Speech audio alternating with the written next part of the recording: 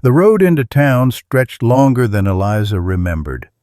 Dust clung to the hem of her dress as she walked, her small suitcase growing heavier with every step. The late afternoon sun hung low behind the hills, casting long shadows across the empty road. She had been traveling for days, stopping only when exhaustion forced her to rest. Some journeys begin with hope. Others begin because there is nowhere left to go. If you enjoy quiet Western love stories like this one, take a moment to subscribe. There's always another story waiting for you here. The town ahead looked smaller than she expected. A handful of wooden buildings, a quiet saloon, a general store with a creaking sign swaying in the wind. It looked like the kind of place where people noticed strangers. That made her hesitate. Eliza adjusted her grip on the suitcase and kept walking. There was nowhere else to go. Inside the general store, conversation softened when she entered. Not silent, just careful. Curious eyes followed her dusty boots across the wooden floor. "I'm looking for work," she said gently to the shopkeeper. "Or a place to stay." The older man studied her for a moment, not unkindly. "Not much of either here," he said. "Most folks already have what help they need." Eliza nodded, expecting the answer. But he didn't look away. "There's a ranch outside town," he added slowly. "Owner keeps to himself. Doesn't hire, doesn't talk much." "Does he need help?" Eliza asked. The shopkeeper hesitated. "Name's Wyatt," he said. "People don't go out there unless they have to." Eliza felt the familiar weight of uncertainty settle in her chest. Then she picked up her suitcase again. "I suppose I have to." The ranch sat farther from town than Eliza expected. The road narrowed into a dusty trail lined with dry grass and weathered fence posts, leaning slightly with age. The land stretched wide and empty in every direction, broken only by a small wooden house, a barn with faded red paint, and a windmill turning slowly in the afternoon breeze. The place looked quiet, not abandoned, just alone. Eliza stepped through the open gate and walked toward the house, her boots crunching softly on gravel. She could hear the distant sound of metal striking wood behind the barn. Someone was working. She followed the sound carefully. Wyatt stood near the fence line, repairing a broken rail with steady, practiced movements. He didn't look up when she approached, though it was clear he knew she was there. He drove one last nail into the wood before speaking. "You're a long way from town?" His voice was calm, low, and cautious. Eliza stopped a few steps away. "I was told you might need help," she said. Wyatt finally turned. His expression revealed little: sun-worn skin, tired eyes, and the kind of stillness that came from long stretches of solitude. "I don't," he replied simply. Eliza swallowed, gripping the handle of her suitcase. "I can work," she said. "Cooking, cleaning, whatever you need." Wyatt studied her, not with suspicion exactly, but with hesitation. The wind moved across the open land between them. "You shouldn't be here," he said after a moment. Eliza expected him to walk away. Instead, Wyatt glanced toward the empty house, then back at her again. Something in his expression shifted. Not trust, but recognition. He sighed quietly. "You can stay the night," he said. "Just the night." The house smelled faintly of coffee and old wood. Eliza stood near the doorway while Wyatt set a small lantern on the table. The room was simple: a stove against one wall, a narrow table with 2 chairs, and a staircase leading to a loft above. Nothing extra, nothing decorative, just what was necessary. "You can take the loft," Wyatt said. "Blankets are already up there." Eliza nodded. "Thank you." He gave a short nod in return, already moving toward the stove.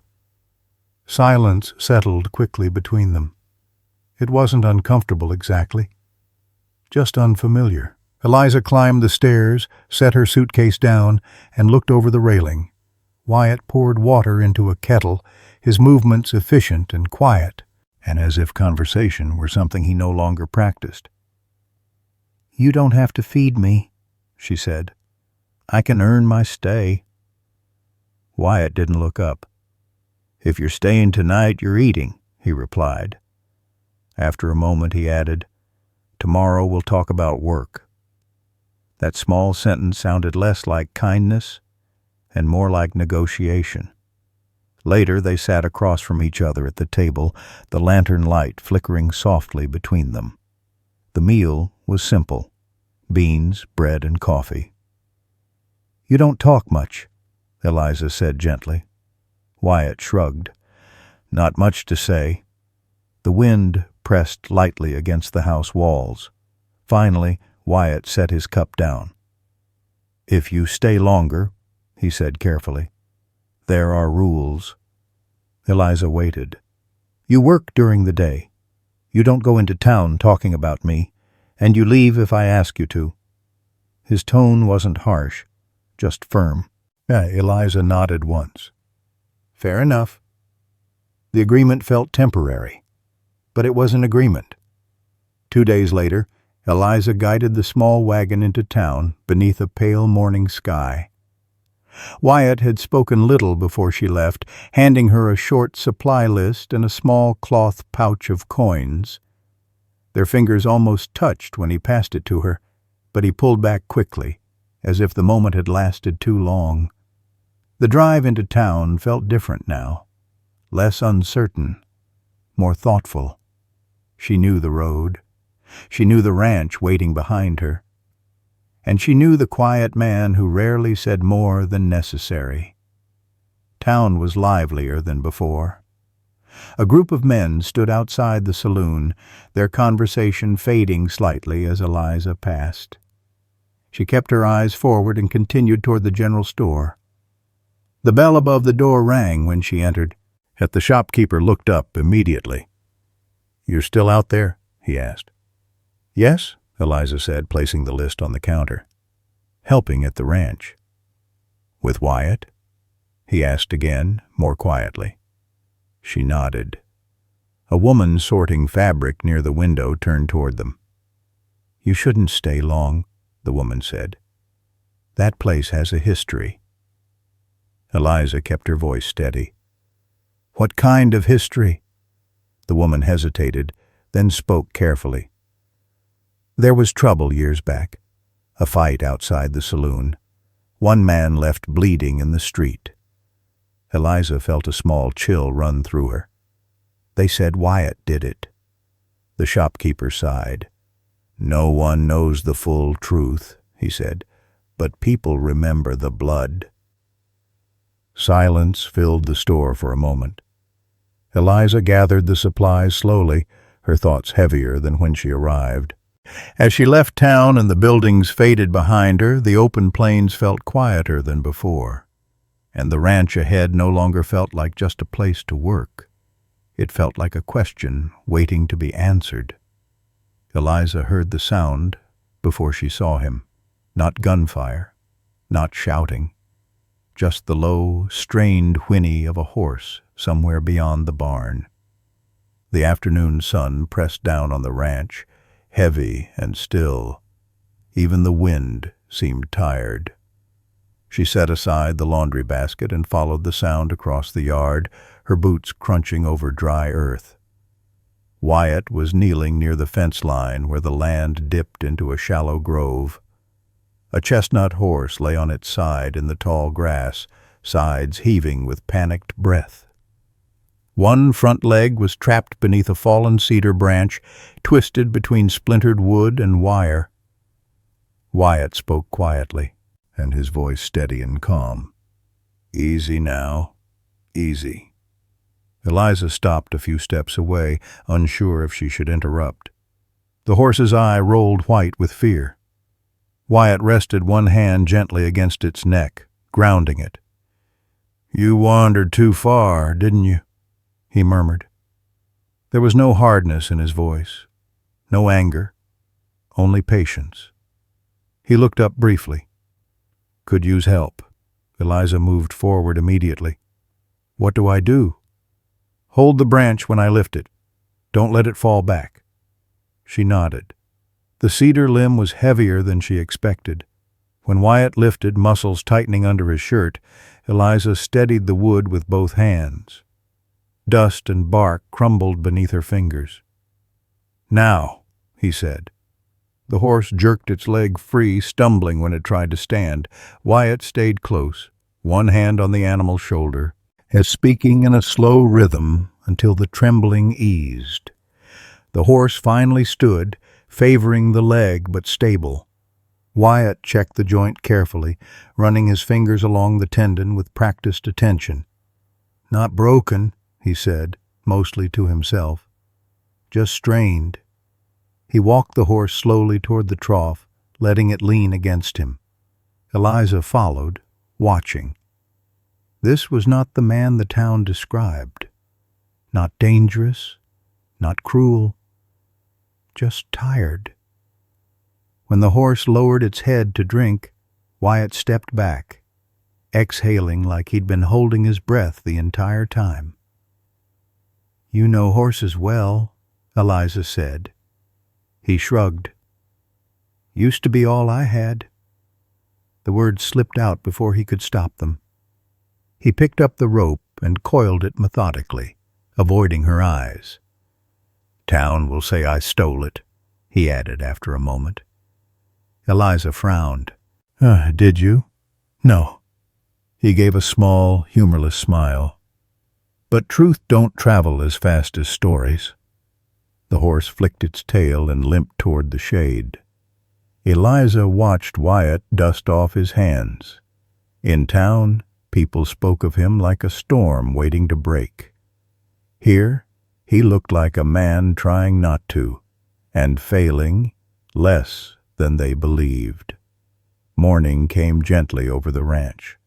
The sky was pale gold, the air cool enough to carry the smell of sagebrush and damp soil. Eliza stepped outside with a tin cup of coffee and found Wyatt already working by the corral. He always woke before the sun. She had noticed that. He was repairing a loose rail with quiet concentration, hammer strikes slow and deliberate. The rhythm carried across the yard like a heartbeat. Eliza approached cautiously. "You never sleep late, do you?" she asked. Wyatt didn't look up. Sleeping late means thinking too much." He drove another nail into the wood. Eliza leaned against the fence post. "About what?" He shrugged. "Things that don't change." Silence followed. Not uncomfortable anymore, just present. That was new. After a moment, Wyatt handed her a coil of rope. "Hold this tight." She did. Together they pulled the rail back into place while he secured it. The wood creaked, then settled. "There," he said. A small success, but it felt bigger. The morning continued with simple tasks: feeding the horses, hauling water, stacking firewood, mending a torn saddle strap.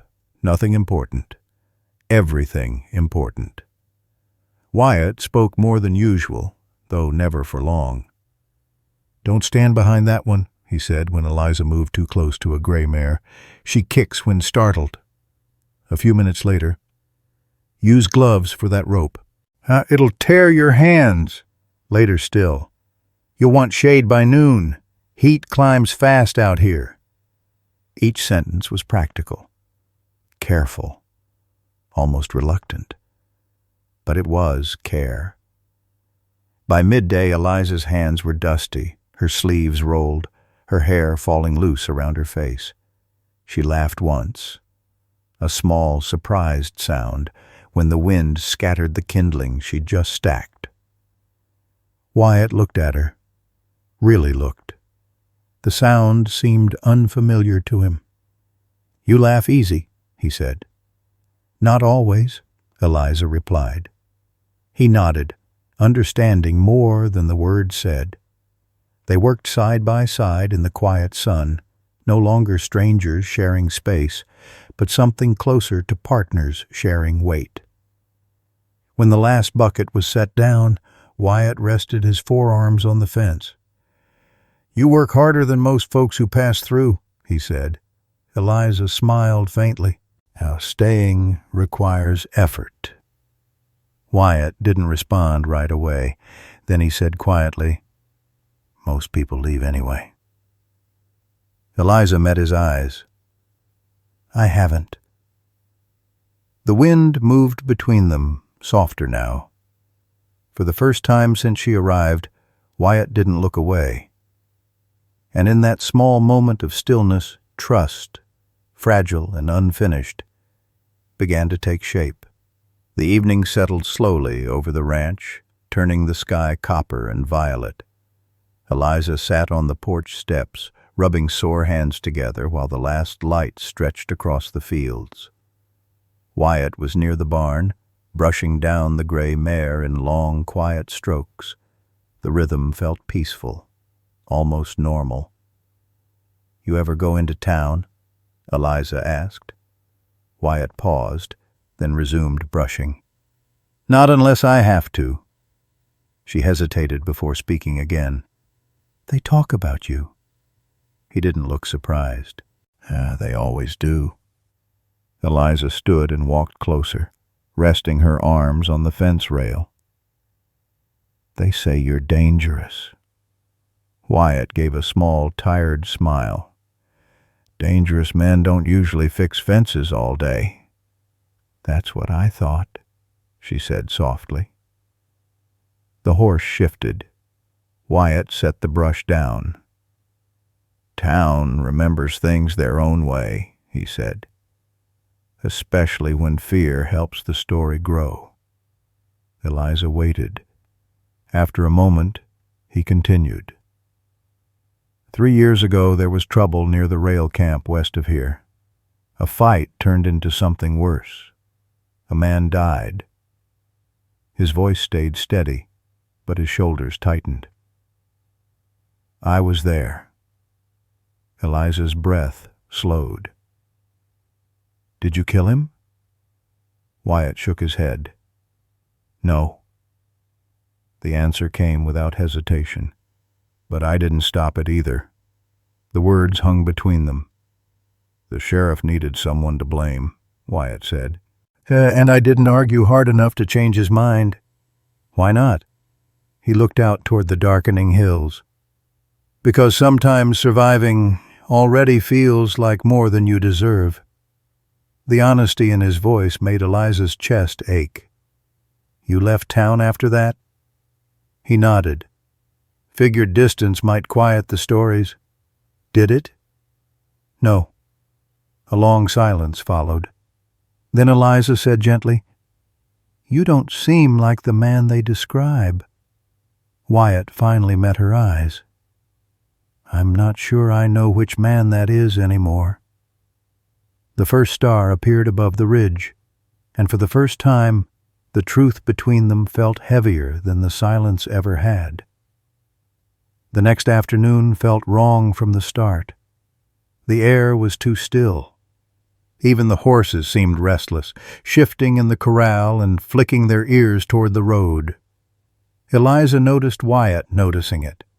He stood near the barn, the eyes fixed on the distant ridge. "What is it?" she asked. "Riders," he said quietly. A dust cloud appeared minutes later, slow and deliberate against the horizon. 2 men. They rode straight toward the ranch. Wyatt's posture changed, not panicked, not afraid, but prepared. His jaw tightened, and he wiped his hands slowly on a cloth before setting it aside. "Eliza," he said, calm but firm. "Go inside." She didn't move. "Wyatt." "Inside." Something in his voice made her step back toward the porch. The riders reached the fence without hurry. Both men looked like they had spent too much of their lives in hard places. One had a narrow face and a sunburned neck. The other carried a rifle across his saddle. "You've been harder to find than we expected," the narrow-faced man said. Wyatt didn't respond. The second man glanced toward the house. "Oh, that her?" he asked. Wyatt stepped forward, blocking the view. "What do you want?" he said. The narrow-faced man smiled without warmth. "Message from town. Sheriff says you're expected back." "I'm not going," Wyatt replied. "Then he says we bring you." The wind picked up, dragging dust across the yard. Eliza watched from the doorway, heart pounding. Wyatt's voice stayed steady. "I left that life behind." "You don't get to leave," the rifleman said.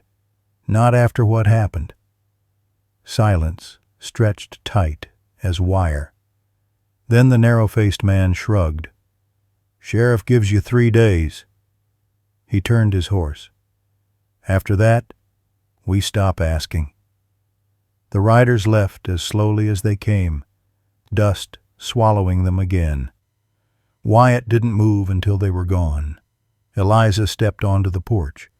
"What happens in 3 days?" she asked. Wyatt stared at the horizon.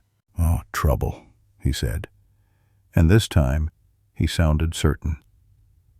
Wyatt started working before sunrise, not on the fence, not on the barn, on the saddle. Eliza watched from the porch as he tightened straps, checked buckles, and packed supplies into a worn leather bag. His movements were careful, deliberate, the kind of preparation that didn't invite conversation. The sky was pale gray, the world still half asleep. "Where are you going?" Eliza asked. Wyatt didn't look up. "Into town." Her stomach tightened. "You said you wouldn't go back." "I didn't say I wouldn't finish it." He lifted the saddle onto the horse's back with a heavy motion. Eliza walked down the steps slowly. "You don't have to do this alone." "Yes," he said. "I do." The firmness in his voice stung more than anger would have, and he reached into his coat pocket and pulled out a small cloth bundle, handing it to her. "Money. Enough for travel." "You can take the supply wagon into town after I leave," Wyatt said. "Stagecoach passes through tomorrow." Eliza didn't take it. "I'm not leaving." "You are," he replied quietly. The horse shifted beside him, sensing the tension. "Eliza, those men aren't bluffing. If I stay here, they'll come back. And if you're here when they do—" He didn't finish. She felt tears rising but forced herself to stay steady. "You think sending me away makes this better?" "It keeps you alive." "And what about you?"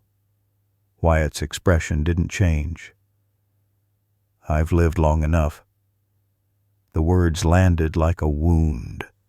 Eliza stepped closer. "You don't believe that." He finally looked at her. For a moment. Yeah, the guarded man was gone, replaced by someone exhausted and afraid to hope. "That's exactly why you have to go," he said. The wind moved across the ranch again, and this time the silence between them felt like goodbye. Wyatt rode out just after sunrise. Eliza watched him disappear into the pale desert light, the shape of him growing smaller until the horizon swallowed him whole. The ranch felt empty again, too quiet. She stood there for a long time, holding the cloth bundle of money he'd left behind. Then she set it down on the porch. "I'm not running," she whispered.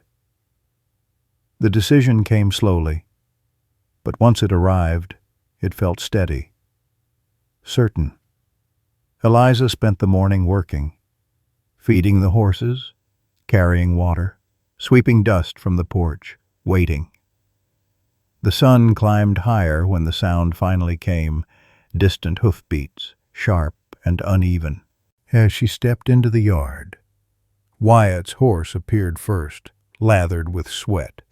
Then Wyatt, alive. He slid from the saddle, moving slower than usual, but standing on his own. Eliza ran to him. "What happened?" she asked, breathless.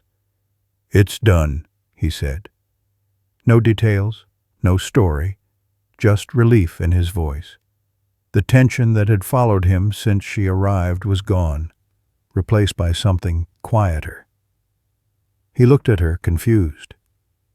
"You're still here?" Eliza smiled through tired eyes. "I told you I wasn't leaving." Wyatt glanced toward the empty road behind him, then back at the ranch, back at her. "You should have," he said, though the words lacked conviction. "Maybe," Eliza replied. "But I stayed anyway." The wind moved gently across the fields, no longer carrying warning with it. Wyatt exhaled slowly, and as if setting down a weight he'd carried for years. "Well," he said, "looks like the ranch might not be so empty anymore." Eliza reached for his hand. This time he didn't pull away. The desert stretched wide around them, quiet and forgiving, as the sun climbed into a clear sky. Some stories ended with gunfire. Some ended with people choosing to stay. This one ended with both.